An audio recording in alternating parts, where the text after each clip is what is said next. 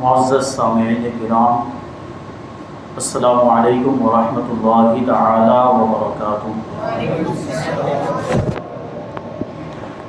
الحمد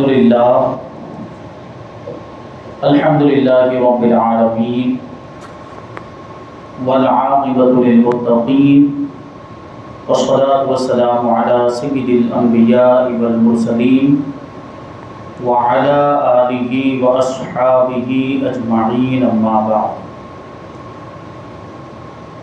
فاعوذ باللہ من الشیطان الرجیم، بسم اللہ الرحمن الرحیم، رضی اللہ عنہم ورضوا عنہ، صدق اللہ مولانا العظیم وصدق رسولہ النبی الامین المتین الکریم، ونحن على ذلك لمن الشاهدين والشاكرين والذاكرين والحامدين والحمد للہ رب العالمین۔ آئیے ہم اور آپ سب سے پہلے حضور سرور کائنات، فخر موجودات، باعث تخلیق کائنات، احمد مجتبی محمد مصطفیٰ صلی اللہ علیہ وسلم کی بارگاہ بے کس پناہ میں درود و سلام کا ہدیہ پیش کریں اور پڑھیں، اللہم صلی علی سیدنا و مولانا محمد معدن الجود والکرم وآلہ الکرام وابنہ الکریم وبارک وسلم، صلاۃ و سلام علیک یا رسول اللہ صلی اللہ تعالی علیہ وسلم۔ عزیزان ملت اسلامیہ، جیسا کہ آپ سب جانتے ہیں کہ ہم اور آپ مولا کائنات علی مرتضیٰ شیر خدا کرم اللہ وجہہ الکریم کی بارگاہ میں خراج عقیدت پیش کرنے کے لیے جمع ہوئے ہیں۔ آج 21ویں شب ہے، یہ 21 رمضان المبارک مولا کائنات کی شہادت کی تاریخ ہے۔ اسی مناسبت سے اس پروگرام کا، اس محفل کا انعقاد کیا گیا۔ اللہ تبارک و تعالیٰ اس محفل کو اپنی بارگاہ میں قبول فرمائے اور اس محفل کو ہمارے لیے آخرت میں ذریعہ نجات بنا۔ مولا کائنات رضی اللہ تعالی عنہ کا نام تو سب جانتے ہیں، علی، زبان زدے خاص و عام۔ علی آپ کا نام ہے، ابو الحسن اور ابو تراب آپ کی کنیت ہے۔ کنیت یہ ہم اس کو یوں سمجھ لیں کہ انگلش میں جو کہا جاتا ہے نک نیم، یعنی ایک دوسرا پہچان کے لیے کوئی نام رکھ لیا جاتا ہے، تو یہ عربی میں ابو وغیرہ لگا کر یہ کنیت رکھی جاتی ہے، اور عرب میں اس کا بہت زیادہ رواج تھا۔ مولا کائنات کی ایک کنیت تو ابو الحسن ہے۔ ابو الحسن تو ظاہر سی بات ہے آپ کے بڑے صاحبزادے حضرت امام حسن مجتبی رضی اللہ تعالیٰ عنہ کی طرف نسبت کرتے ہوئے آپ کو ابو الحسن کہا جاتا ہے، اور ابو الحسن کا مطلب ہی ہوتا ہے حسن کا باپ، حسن کے والد۔ لیکن ابو تراب یہ کنیت آپ کی کیسے پڑی، اس کے پیچھے کا جو واقعہ بڑا دلچسپ واقعہ ہے۔ مولا کائنات علی مرتضیٰ کرم اللہ وجہہ الکریم ایک مرتبہ مسجد نبوی میں لیٹے ہوئے تھے۔ یہ کچا فرش تھا، اس طرح سے ابھی جو ٹائلز ہوتے ہیں، پتھر لگے رہتے ہیں، ایسا فرش نہیں تھا، وہ مٹی کا فرش۔ تو اس پر لیٹے ہوئے تھے اور پیٹھ آپ کی کھلی ہوئی تھی، تو اس کی وجہ سے جو فرش کی مٹی تھی وہ مولا کائنات کی پیٹھ پر لگ گئی۔ اللہ کے رسول صلی اللہ علیہ وسلم تشریف لائے اور مولا کائنات کو اس حالت میں سویا ہوا دیکھا، تو حضور پاک صلی اللہ علیہ وسلم نے آپ کی پیٹھ پر سے مٹی کو صاف کرتے ہوئے ارشاد فرمایا، قم یا ابا تراب، اے ابو تراب اٹھ جاؤ۔ اب مولا کائنات کو یہ نام اتنا پسند آیا کہ اس کے بعد جب بھی کوئی آپ کو اس نام سے پکارتا تھا، یعنی آپ کو ابو تراب کہہ کر پکارتا تھا، آپ بڑے خوش ہو جایا کرتے تھے اور حضور پاک صلی اللہ علیہ وسلم کے لطف و کرم کے مزے لیا کرتے تھے، کیونکہ یہ جو کنیت ہے حضور کی بارگاہ سے ملی ہے، اور حضور کی بارگاہ سے جو چیز مل جائے تو پھر وہ کیسی نعمت ہوا کرتی ہے، اور وہ نعمت ایسی ہوتی ہے کہ پھر اس کے سامنے دنیا کی دولت بھی کوئی حیثیت نہیں رکھتی۔ یہ ابو تراب ایسی کنیت۔ اب جانتے ہیں حضرت ابو ہریرہ رضی اللہ تعالیٰ عنہ، حضرت ابو ہریرہ کا اصلی نام ہی لوگ نہیں جانتے، اور بڑا اختلاف ہو گیا، کیونکہ آپ کی کنیت ابو ہریرہ اتنی زیادہ مشہور ہو گئی کہ پھر لوگوں نے نام کی طرف توجہ ہی نہیں دی۔ کوئی کہتا ہے کہ عبد الرحمن نام تھا، کوئی کہتا ہے کہ عبداللہ نام تھا، لیکن آپ ابو ہریرہ سے مشہور ہو گئے کیونکہ آپ بلی رکھا کرتے تھے۔ حضور پاک صلی اللہ علیہ وسلم نے حضرت ابو ہریرہ کو ایک مرتبہ بلی لیے ہوئے دیکھا تو آپ کو ابو ہریرہ کہہ کر پکارا، یعنی اے بلی والے کہہ کر پکارا۔ حضرت ابو ہریرہ کو یہ کنیت اتنی پسند آئی کہ پھر سب کو کہا کرتے تھے کہ مجھے اسی نام سے پکارا جائے۔ تو یہ چیزیں ہوتی ہیں، نسبت والی چیزیں، یہ عشق والی چیزیں ہوتی ہیں۔ اللہ کے رسول صلی اللہ علیہ وسلم کی بارگاہ سے یہ نام اور یہ کنیت مولا کائنات علی مرتضیٰ رضی اللہ تعالیٰ عنہ کو ملی۔ آپ کے تعلق سے بیان کیا جاتا ہے کہ آپ جو ہے 8 سال کی عمر میں اسلام لائے تھے، اور بلکہ یہ فرماتے ہیں علماء کرام کہ بچوں میں سب سے پہلے اگر کوئی ایمان لایا ہے تو وہ مولا کائنات۔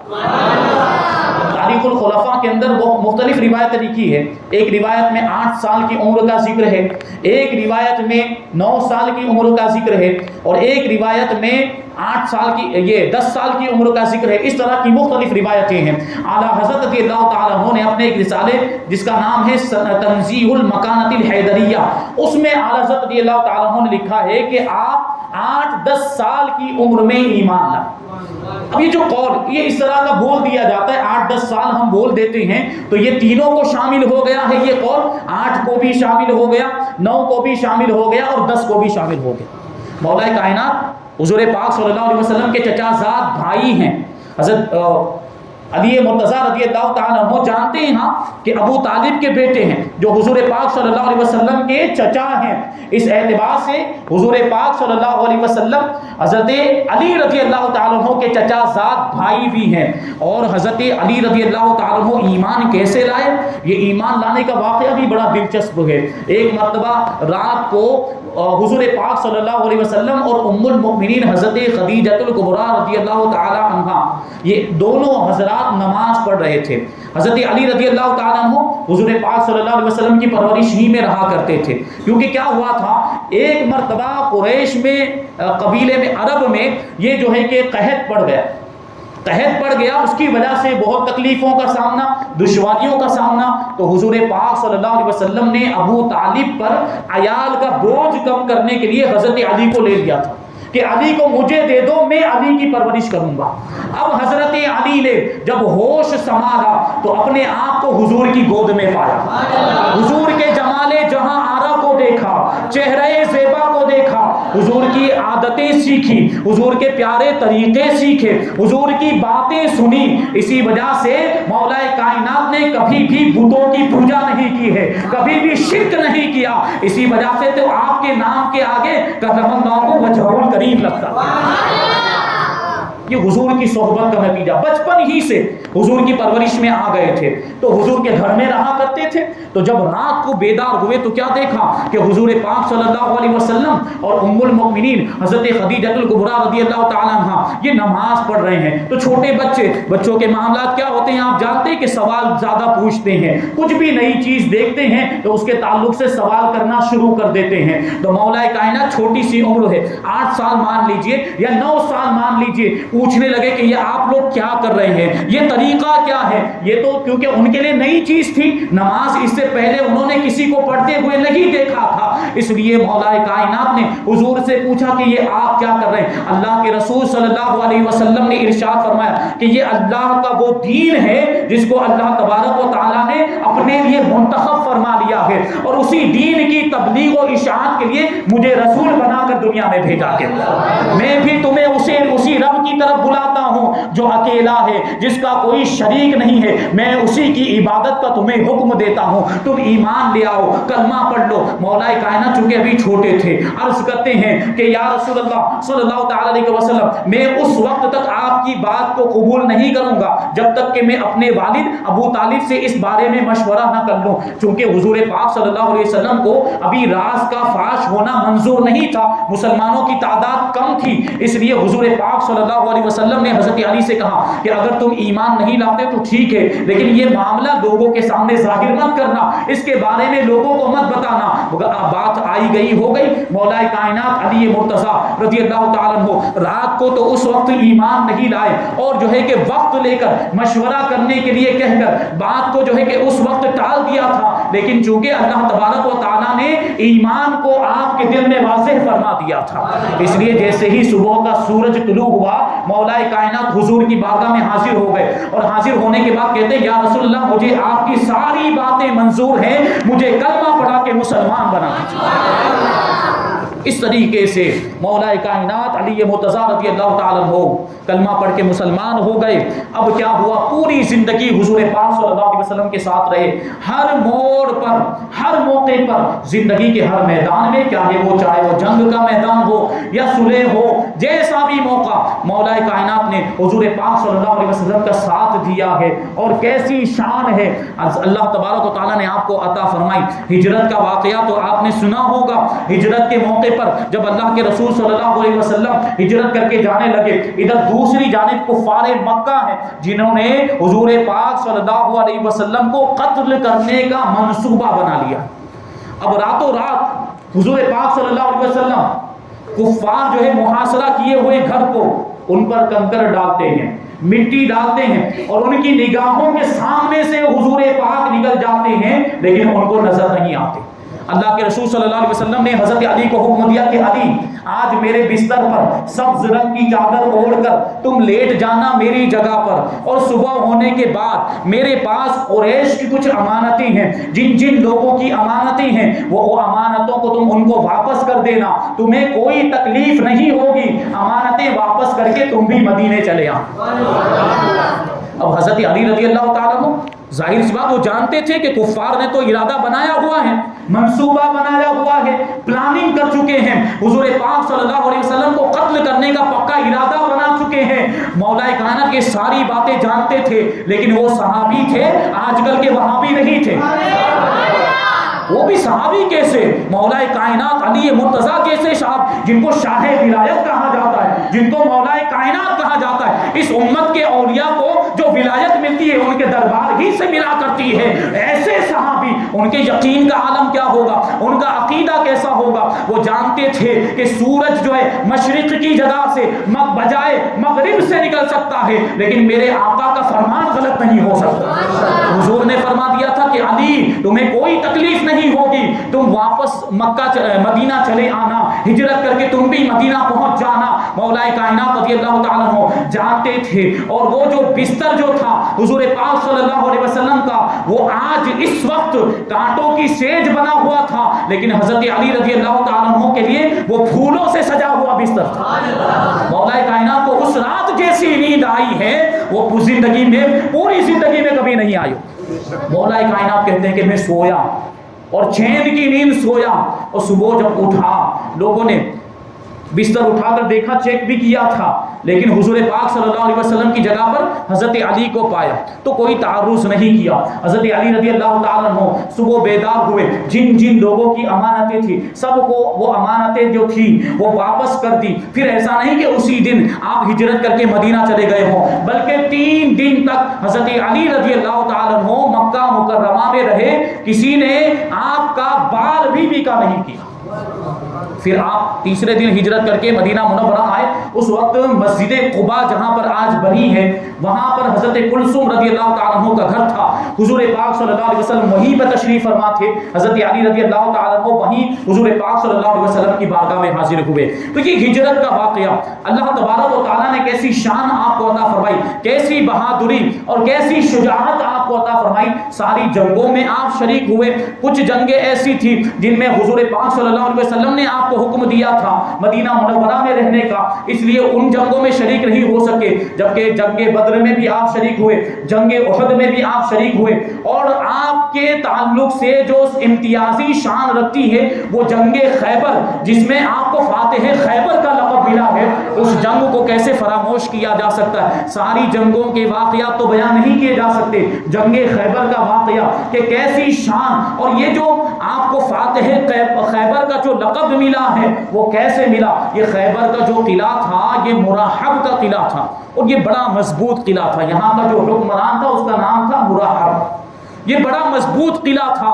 مسلمانوں نے اس قلعے کا محاصرہ کیا، اور ایک عرصہ گزر گیا، جنگ ہو رہی ہے، تیر اندازی ہو رہی ہے، لیکن فتح حاصل نہیں ہو رہی۔ حضور پاک صلی اللہ علیہ وسلم نے ایک دن حضرت ابوبکر کو جھنڈا دیا، دوسرے دن حضرت عمر کو جھنڈا دیا، لیکن پھر بھی فتح حاصل نہیں ہوئی، کیونکہ فاتح خیبر ہونا تو مولا کائنات کے نصیب میں لکھا ہے۔ تو یہ شان تھی۔ اب کیا ہوا؟ ایک دن جب بہت زیادہ عرصہ گزر گیا، ایک مدت گزر گئی اور وہ قلعہ فتح نہیں ہو رہا تھا، اللہ کے رسول صلی اللہ علیہ وسلم نے ارشاد فرمایا کہ کل میں اسلامی لشکر کا جھنڈا ایک ایسے شخص کو دوں گا جس کے ہاتھ پر اللہ تبارک و تعالی اسلامی لشکر کو فتح عطا فرمائے گا، وہ اللہ اور اس کے رسول سے محبت کرتا ہے اور اللہ اور اس کے رسول اس سے محبت کرتے ہیں۔ سبحان اللہ۔ اب وہ پوری رات صحابہ کرام بے چینی اور بے قراری کے عالم میں کہ کل کس کو جھنڈا دیا جائے گا، کس کو جھنڈا ملے گا، کس کو یہ سعادت ملے گی۔ ظاہر سی بات ہے جس کو جھنڈا مل جاتا اس کے لیے تو یہ سرٹیفکیٹ ہو جاتا نا کہ وہ اللہ اور اس کے رسول کا محبوب ہے اور اللہ اور اس کے رسول سے محبت کرنے والا ہے، یہ سرٹیفکیٹ ہو جاتا، پھر فاتح خیبر کا لقب بھی تو مل جاتا، یہ سعادت بھی تو مل جاتی۔ تو تمام صحابہ کرام اسی فکر میں اور بے قراری کے عالم، کاش کہ مجھے جھنڈا مل جائے، کاش کہ مجھے جھنڈا مل جائے، کیونکہ وہ صحابہ کرام تھے، ان کا عقیدہ تھا کہ حضور نے جیسا فرمایا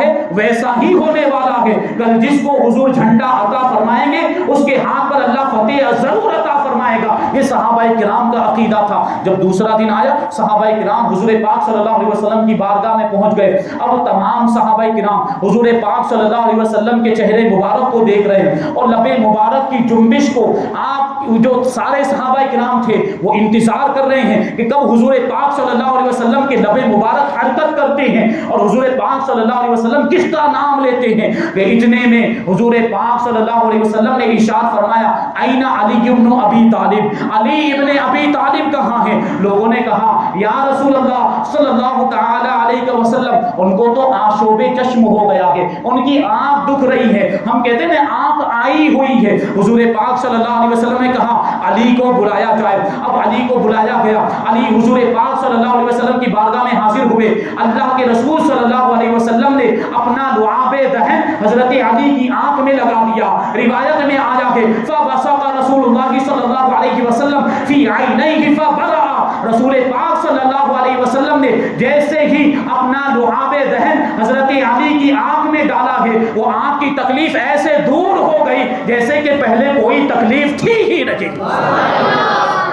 اور حضور پاک صلی اللہ علیہ وسلم نے جھنڈا عطا فرمایا کہ علی تمہیں جانا ہے مقابلہ کرنے کے لیے۔ حضرت علی عرض کرتے ہیں یا رسول اللہ کیا میں ان لوگوں سے اس وقت تک جنگ کروں جب تک وہ ہماری طرح مسلمان نہ ہو جائیں؟ اللہ کے رسول صلی اللہ علیہ وسلم نے ارشاد فرمایا تم ان کے ساتھ نرمی کرنا اور ان کو پہلے اسلام کی دعوت دینا اور اسلام لانے کے بعد ان پر جو حقوق ہیں ان کے بارے میں انہیں بتانا، اور اگر تمہاری وجہ سے ایک انسان بھی ہدایت پا جاتا ہے تو یہ تمہارے لیے سرخ اونٹوں سے بھی زیادہ بہتر چیز ہوگی۔ سرخ جو اونٹ ہوتے تھے وہ عرب میں بہت قیمتی مانے جاتے تھے۔ حضور نے کیا ارشاد فرمایا کہ اگر تمہارے ذریعے سے ایک آدمی کو بھی ہدایت مل گئی تو یہ سرخ اونٹوں سے بہتر ہوگا۔ مولا کائنات میدان میں آئے تو آپ کے مقابلے کے لیے مراحب خود آیا، جو اس قبیلے کا سردار تھا، جو خیبر کا بادشاہ اور حکمران تھا۔ وہ بڑا گھمنڈ کے ساتھ اتراتا ہوا میدان میں آیا اور رجز کا یہ شعر پڑھتے ہوا آیا، کہہ رہا تھا کہ قد علمت خیبر انی مراحب شاکی صلاح بطل مجرب، کہ سارے خیبر کے لوگ جانتے ہیں کہ میں مراحب ہوں، ہتھیاروں سے لیس ہوں، بڑا بہادر ہوں اور بڑا تجربہ کار ہوں، کوئی بھی مجھ سے مقابلہ کرنے کی طاقت نہیں رکھتا۔ اس نے یہ شعر کہا اور بڑا جو ہے کہ اس نے اتراتے ہوئے اپنے گھمنڈ کا اظہار کیا، فخر کا اظہار کیا۔ مولا کائنات نے اس کا جواب دیتے ہوئے ارشاد فرمایا کہ انی انا الذی سمتنی امی حیدرا لیسی غابات کریہ المنظرہ، کہ میں وہ ہوں ہوں کہ میری ماں نے میرا نام حیدر رکھا ہے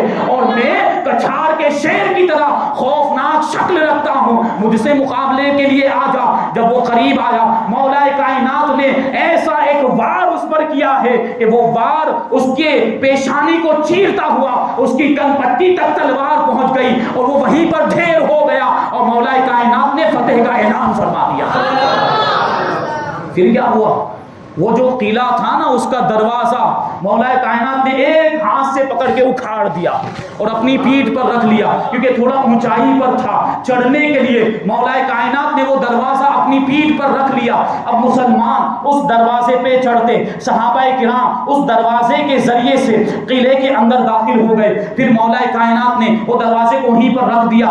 بعد میں لوگوں نے اس دروازے کو وہاں سے ہٹانے کی کوشش کی تو 40 آدمی بھی مل کر اس دروازے کو نہیں اٹھا سکے۔ یہ مولا کائنات کی طاقت کا عالم تھا۔ اللہ تبارک و تعالیٰ نے یہ مرتبہ عطا فرمایا تھا، یہ شان، یہ شجاعت و بہادری فاتح خیبر اگر کسی کی شان ہے تو وہ مولا کائنات کی شان ہے، یہ لقب مولا کائنات کا لقب ہے۔ اللہ تبارک و تعالیٰ نے آپ کو علم کیسا عطا فرمایا تھا، آپ کے تعلق سے ظاہر سی بات ہے آپ جانتے ہیں، بڑی مشہور حدیث اللہ کے رسول صلی اللہ علیہ وسلم نے کیا ارشاد فرمایا، انا مدینۃ العلم وعلی بابها، میں علم کا شہر ہوں تو علی اس کا دروازہ ہے۔ تو جو علم کے شہر کا دروازہ ہو اس کا علم کیسا ہوگا، اس کا علم کیسا ہوگا؟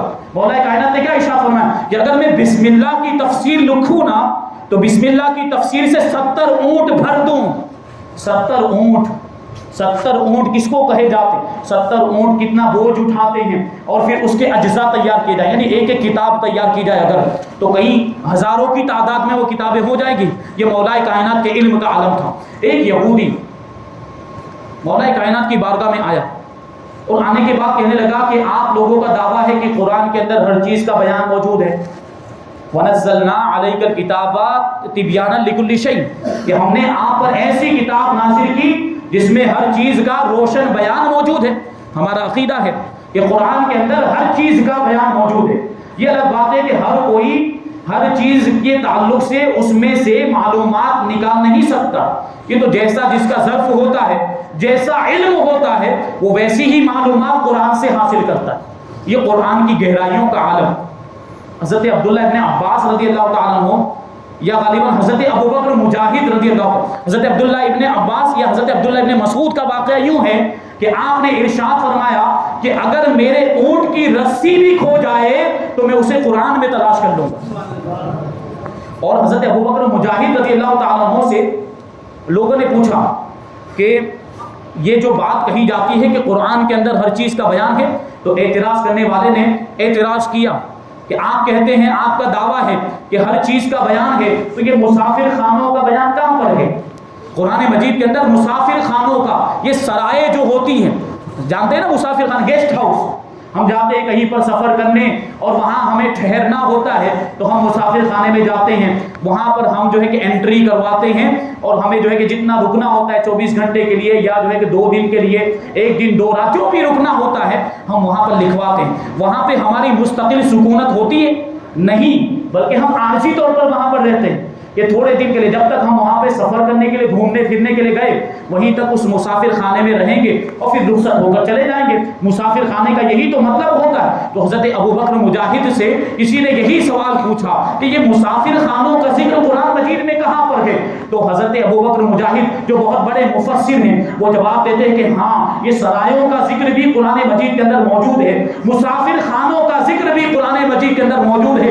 اللہ تبارک و تعالیٰ ارشاد فرماتا ہے، لیس علیکم جناح ان تدخلوا بیوتا غیر مسکونۃ فیہا متاع لکم، کہ تم پر کوئی حرج نہیں ایسے گھروں میں داخل ہونے کے سلسلے میں جن میں مستقل سکونت نہیں ہوتی، جن میں مستقل طور پر کوئی رہتا نہیں، جہاں پہ تمہارا سامان چھوٹ گیا ہو تو بغیر اجازت کے بھی تم وہاں پہ داخل ہو سکتے ہو۔ دیکھو مسافر خانوں کا ذکر بھی قرآن مجید کے اندر موجود ہے۔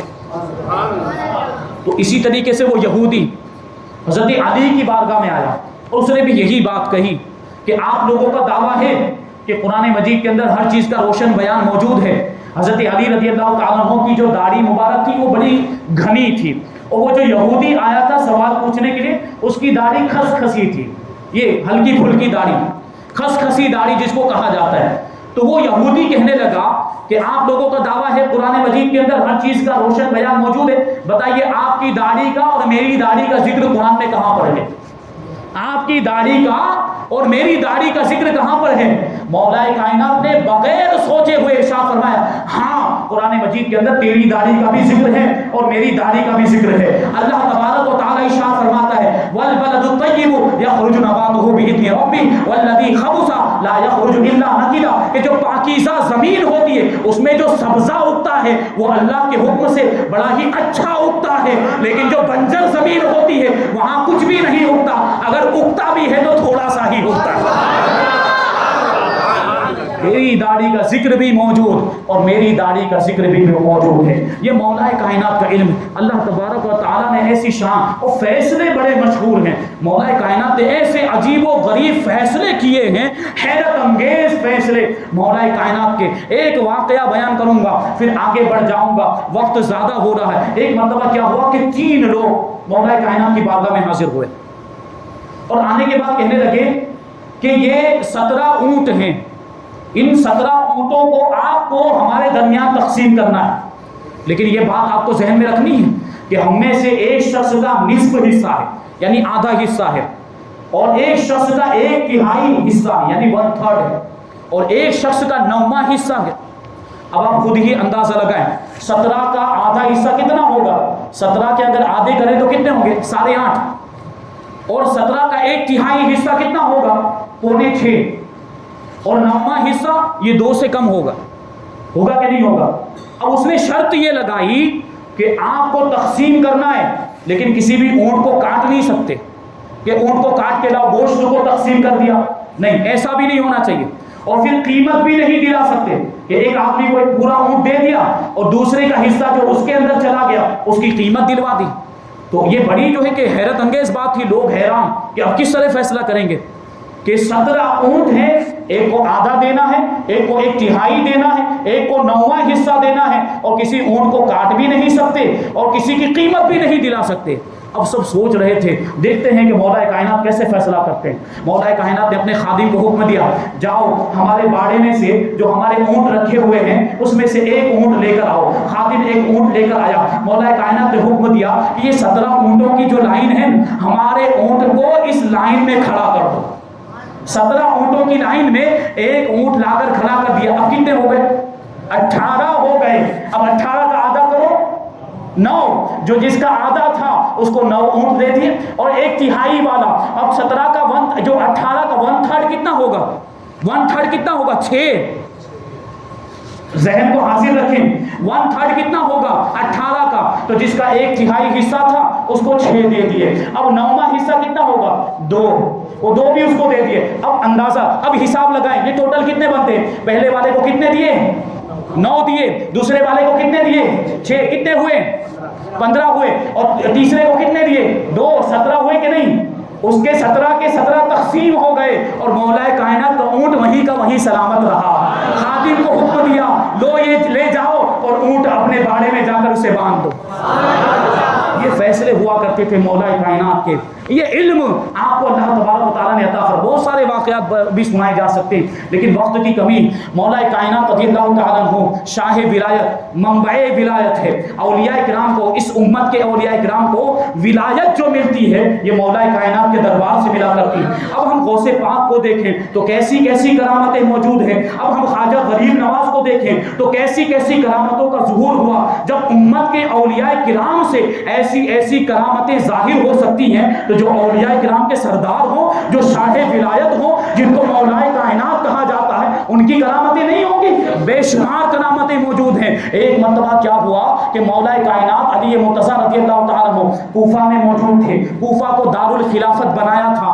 فجر کی نماز کے بعد اپنے خادم کو حکم دیتے ہیں کہ جاؤ فلاں علاقے میں چلے جاؤ، وہاں پر ایک مسجد ہے، اس مسجد کے بغل میں ایک گھر ہوگا، وہاں پر ایک مرد اور ایک عورت آپس میں جھگڑا کر رہے ہوں گے، ان دونوں کو میرے پاس بلا کر لاؤ۔ اب وہ خادم گیا اور وہاں بالکل نشانی جیسی بتائی تھی، اس نشانی کے مطابق وہ گھر مل گیا، اور اس گھر میں جب دیکھا تو جیسا مولا کائنات نے ارشاد فرمایا تھا کہ ایک مرد اور ایک عورت جھگڑا کر رہے ہوں گے، واقعی وہاں پر وہ ایک میاں بیوی تھے، وہ دونوں جھگڑا کر رہے تھے، اس نے جا کر مولا کائنات کا پیغام سنایا کہ مولا کائنات تم دونوں کو بلاتے ہیں۔ اب یہ دونوں میاں بیوی مولا کائنات کی بارگاہ میں حاضر ہوئے۔ مولا کائنات پوچھتے ہیں تم لوگ جھگڑا کیوں کر رہے تھے؟ تو مرد جواب دیتا ہے کہ کل ہی میرا اس عورت کے ساتھ نکاح ہوا، لیکن جیسے ہی میں اس کے قریب گیا مجھے اس سے ایسی نفرت ہو گئی کہ اس کی صورت دیکھنا بھی مجھے گوارا نہیں ہو رہا۔ میرا بس چاہتا تو اسی وقت اس کو چھوڑ دیتا، اس کو طلاق دے دیتا۔ اب یہ مجھ سے جھگڑا کرنے لگ گئی اور پوری رات ہم لوگ جھگڑا کرتے رہے، اور صبح یہ آپ کا بلانے والا قاصد آ گیا اور یہ بلا کر ہمیں یہاں پر لے کر آ گیا۔ اب مولا کائنات علی مرتضیٰ رضی اللہ تعالیٰ عنہ اس عورت کو مخاطب کر کے کہتے ہیں کہ اے عورت، تو جانتی ہے کہ یہ جو تیرا خاوند ہے یہ کون ہے؟ تو اسے پہچانتی ہے؟ تو وہ کہتی ہے کہ ہاں میں پہچانتی ہوں، کل ہی تو میرا اس کے ساتھ نکاح ہوا ہے، یہ میرا شوہر ہے۔ مولا کائنات نے ارشاد فرمایا یہ تیرا شوہر نہیں ہے، حقیقت کچھ اور ہے۔ میں تجھ سے چند سوال پوچھوں گا، ان سوالوں کا صحیح جواب دینا، جھوٹ مت بولنا۔ مولا کائنات کی بارگاہ میں وہ عورت کہتی ہے ٹھیک ہے میں سچ بولوں گی، جھوٹ نہیں بولوں گی۔ مولا کائنات نے پوچھا کہ کیا تیرا یہ پہلے اس طرح کا کوئی معاملہ تھا کہ تیرا پھوپھی ذات بھائی یا چچا ذات بھائی جو تھا وہ تجھ پر عاشق ہو گیا تھا اور تو بھی اس سے محبت کرتی تھی، تم دونوں کے اندر یہ معاشقہ تھا؟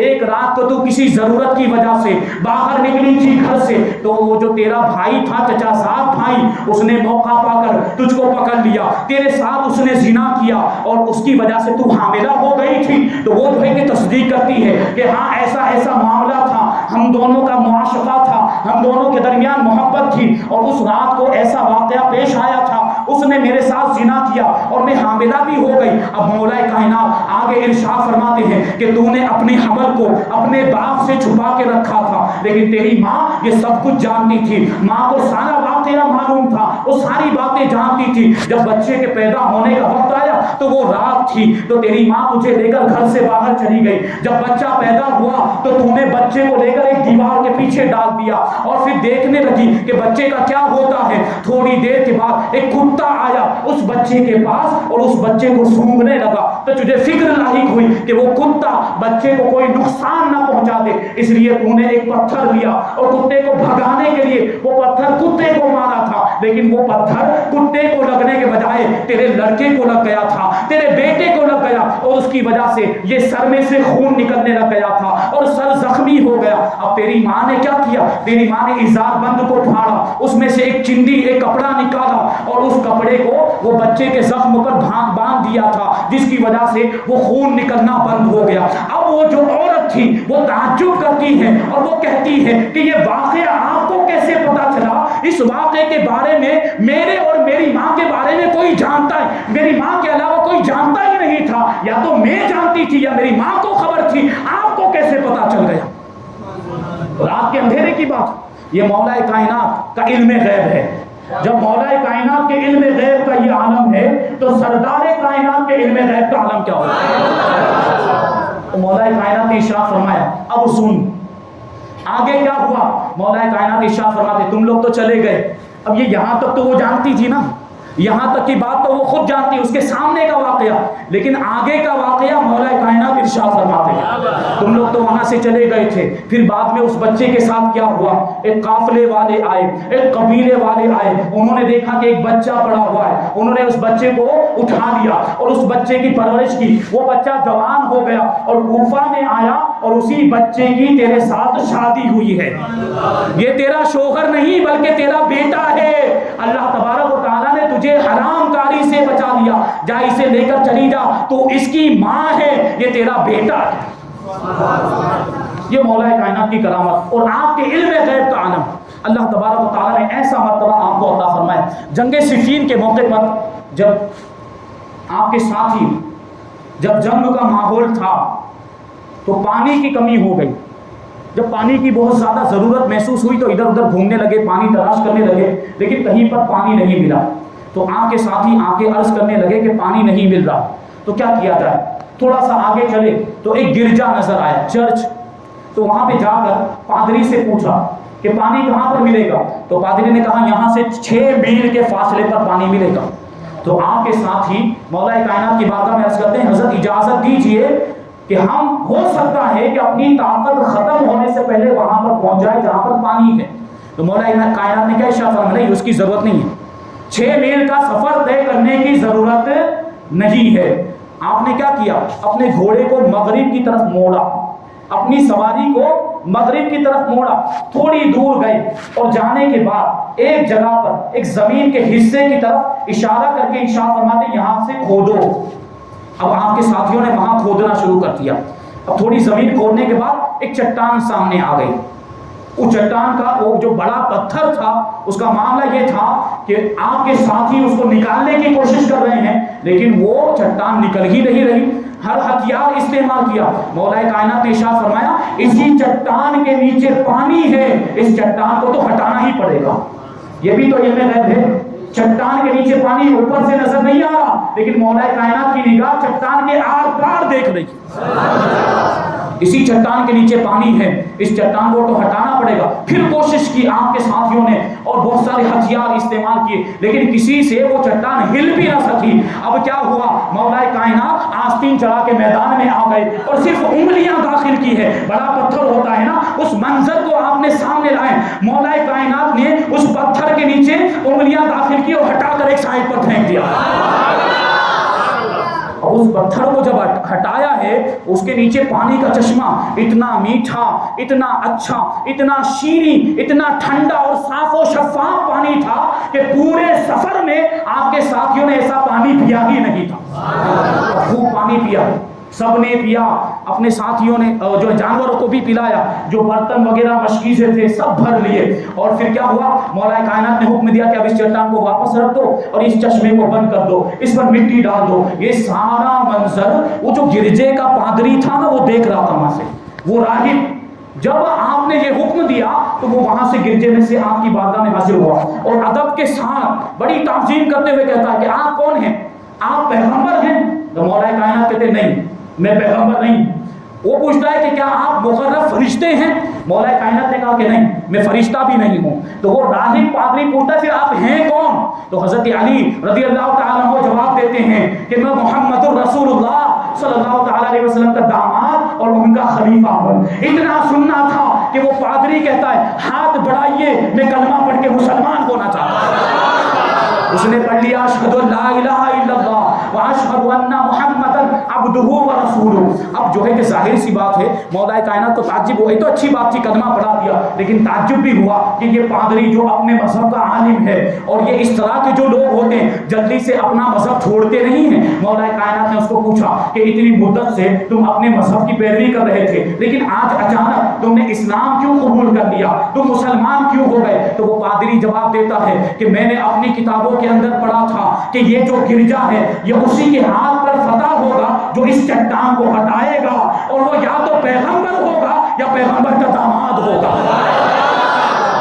تو کب سے ہم اسی کا تو انتظار کر رہے تھے، اور یہ میری مراد تھی جو آج پوری ہو گئی ہے۔ اسی وجہ سے آپ کے ہاتھ پر ہاتھ دے کر کلمہ پڑھ کے مسلمان ہو گیا۔ یہ سننا تھا۔ مولا کائنات اتنا روئے کہ آپ کی داڑھی مبارک آنسوؤں سے تر ہو گئی۔ جب لوگوں نے پوچھا کیوں روتے ہیں، مولا کائنات نے ارشاد فرمایا اللہ تبارک و تعالیٰ کا بے پناہ شکر و احسان ہے کہ میں اس کی بارگاہ میں بھولا بسرا نہیں ہوں، بلکہ اس نے اپنی کتابوں کے اندر میرا ذکر کیا۔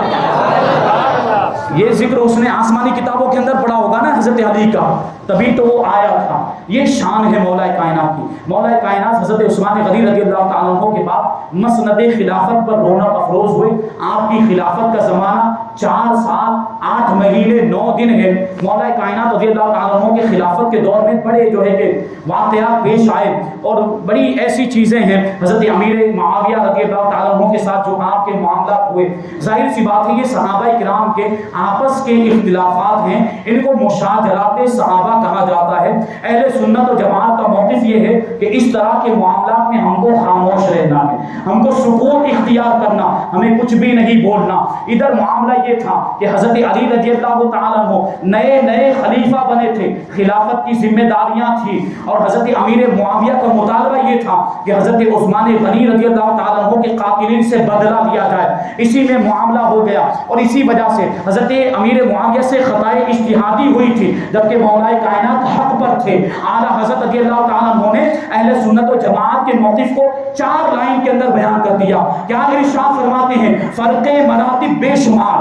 حضرت علی اور حضرت معاویہ کے درمیان جو مرتبوں کا فرق ہے، فرماتے ہیں فرق مراتب بے شمار. مولا کائنات کے پاس اتنی فضیلتیں ہیں کہ حضرت امیر معاویہ کا اس سے کوئی تعلق ہی نہیں ہے. فرق مراتب بے شمار. اور حق بجانب حیدر کرار، یعنی حق پر کون تھے؟ مولا کائنات تھے. لیکن معاویہ بھی ہمارے سردار، معاویہ بھی ہمارے سردار. تان ان پر بھی کار فجار، یعنی ان پر بھی تان و تشنیع کرنا، ان کی شان میں گستاخی کرنا، یہ فاسقوں کا طریقہ ہے، یہ فجار کا طریقہ ہے. اہل سنت و جماعت سے تعلق رکھنے والے لوگ تمام صحابہ کرام کا ادب کرتے ہیں. کسی بھی صحابی کی شان میں گستاخی روا نہیں ہے. ہمارے آپ کی کوئی اوقات ہی نہیں ہے، ہماری کوئی حیثیت ہی نہیں ہے کہ اس بلند مرتبہ شخصیات کے بارے میں ہم اپنی زبان کھولیں. ابھی ہم اپنے آپ کے معاملات کو دیکھیں. ابھی اگر خدا نہ خواستہ کسی کے گھر میں ماں باپ کا جھگڑا ہو جائے اور ماں باپ کے درمیان تو میں ہونے لگ جائے تو کیا اولاد کو بیچ میں بولنے کا حق ہوتا ہے؟ ہرگز نہیں ہوتا.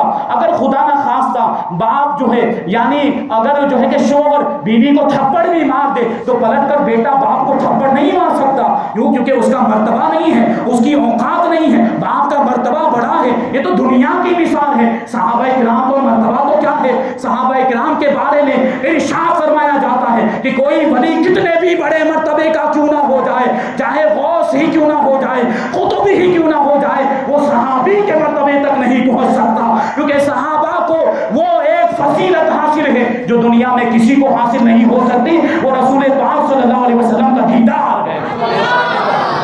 ہم اور آپ ابھی جیسے کسی نے اگر حضور مفتی اعظم ہند کو دیکھا ہو تو کیسا فخر کے ساتھ کہتا ہے کہ میں نے تو حضور مفتی اعظم ہند کا دیدار کیا.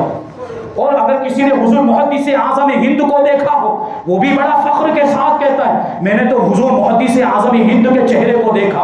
اور ان قریب وہ زمانہ آئے گا کہ ہم بھی اپنی آنے والی نسلوں کو کہیں گے کہ ہم نے حضور تاج الشریعہ کو دیکھا ہے، ہم نے حضور اشرف الفقہاء کو دیکھا ہے، ہم نے حضور مفسر قرآن کو دیکھا. ہم یہ فخر کے ساتھ کہیں گے. تو جب سوچیں ہم کہ یہ ماضی قریب کی شخصیات، ان کو دیکھنے والا جب فخر کے ساتھ لوگوں کے سامنے بیان کرتا ہے کہ میں نے تو اتنی بڑی بڑی شخصیات کو دیکھا ہے، ان کے چہرے کا دیدار کیا ہے. صحابہ کرام نے تو کس کا دیدار کیا تھا؟ صحابہ کرام نے تو اس چہرے کا دیدار کیا تھا جس سے بہتر اور جس سے حسین و جمیل کوئی چہرہ دنیا میں ہے ہی نہیں. ان کا مرتبہ کیا ہوگا؟ یہ صحابہ کرام کا مرتبہ. تو صحابہ کرام کی شان میں ہرگز گستاخی نہیں کرنی. یہ سب جنتی ہیں، تمام صحابہ کرام جنتی. اگر ان سے کوئی لغزش ہو بھی جاتی ہے، اگر خطائے اجتہادی بھی ہو جاتی ہے تو حضور کی صحبت کی برکت سے اللہ تبارک و تعالیٰ ان کی وہ خطا بھی معاف فرما دیتا ہے. سب جنتی، سب سے جنت کا وعدہ فرمایا لا یستوی منکم من انفق من قبل الفتح وقاتل اولئک اعظم درجۃ من الذین انفقوا من بعد وقاتلوا وکلا وعد اللہ الحسنى. کہ وہ صحابہ کرام جنہوں نے فتح مکہ سے پہلے اسلام کے لیے اپنا مال خرچ کیا اور اسلام کی راہ میں جہاد کیا، یہ صحابہ کرام. اور وہ صحابہ کرام جو فتح مکہ کے بعد مسلمان ہوئے اور فتح مکہ کے بعد انہوں نے اسلام کے لیے اپنے مال کو خرچ کیا اور اسلام کی راہ میں جہاد کیا، یہ دونوں طرح کے جو صحابہ کرام ہیں یہ آپس میں برابر نہیں ہو سکتے. کیونکہ فتح مکہ سے پہلے ایمان لانے والے مسلمان یہ زیادہ فضیلت رکھتے ہیں اور فتح مکہ کے بعد ایمان لانے والے صحابہ کرام یہ ان کے مقابلے میں کم فضیلت رکھتے ہیں. لیکن صحابی ہونے کے اعتبار سے سب برابر ہیں، صحابیت کے مرتبے کے اعتبار سے سب برابر ہیں. اور سب کے بارے میں اللہ تعالیٰ ارشاد فرماتا ہے وَكُلًّا وَعَدَ اللَّهُ الْحُسْنَى. تمام صحابہ کرام سے اللہ تبارک و تعالیٰ نے بھلائی یعنی جنت کا وعدہ فرمایا. یہ سب جنتی. اہل سنت و جماعت کا یہی موقف. صحابہ کرام کے جو مشاجرات ہیں اس میں ہم خاموش رہیں گے، ہرگز ہرگز کبھی بھی کسی بھی صحابی کی شان میں کوئی گستاخی نہ کرے، ورنہ آخرت برباد ہو جائے گی اور ایمان کا خطرہ ہو جائے گا، کیونکہ یہ صحابہ حضور کے وفادار ہیں۔ حضرت امیر معاویہ یہ کاتبان وحی میں ان کا شمار ہوتا ہے، حضور کے سالے، رشتہ داری بھی تو دیکھیں، حضور کے سالے ہیں، کیونکہ آپ کی بہن حضرت ام المؤمنین ام حبیبہ رضی اللہ تعالی عنہا یہ حضور کی زوجہ محترمہ ہے، اس اعتبار سے حضور کے سالے، تو رشتہ داری بھی ہیں اور صحابیت کا مرتبہ بھی ہے، اور پھر کاتبان وحی میں بھی آپ کا شمار ہوتا ہے، تو کسی بھی صحابی کی شان میں ہمیں گستاخی نہیں کرنی۔ اللہ تبارک و تعالی ہم سب کو اہل سنت و جماعت کے مذہب پر قائم و دائم رکھے اور اسی پر ہم سب کا خاتمہ فرمائے، صحابہ کرام سے بھی محبت کرنے کی توفیق عطا فرمائے اور اہل بیت اطہار سے بھی محبت کرنے کی توفیق عطا فرمائے کہ یہ دونوں مل گئے تو پھر ہماری کشتی یہ پار لگ جائے گی، کنارے پر پہنچ جائے گی انشاءاللہ۔ اللہ تبارک و تعالی ہم سب کو جو کچھ بھی بیان ہوا اس پر عمل کرنے کی توفیق عطا فرمائے۔ وما علینا الا البلاغ۔ السلام علیکم، السلام۔